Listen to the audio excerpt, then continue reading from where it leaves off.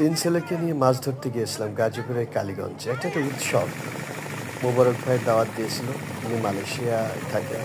তো বাসায় আসলে ওনার বাসায় গেলাম বাচ্চা-কাচ্চা, বউ-বাচ্চা নিয়ে। কত রকমের যে মাছ!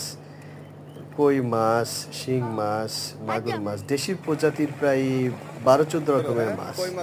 সব মিলিয়ে এই যে আমার তিন ছেলেকে নামাই দিয়েছি মাটির কাদায়, "যা তোরা কাদার মধ্যে মাছ ধর।" মাছ ধরে সেগুলো পরিষ্কার করে হাঁড়ি ভরা হচ্ছে।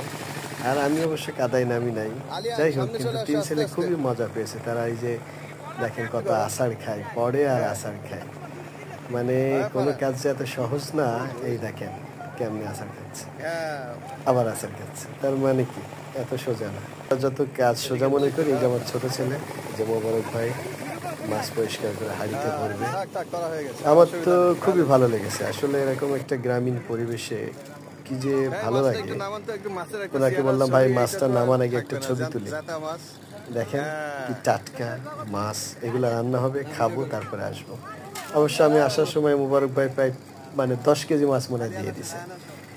আর কি বলবো বলেন। যাই হোক, মাছের সাথে আবার আন্টি একটা জ্যান্ত মোরগ দিয়েছে, সাথে আবার বেল আর কত ফল টল দিয়েছে, সব গাড়িতে করে নিয়ে আসলাম।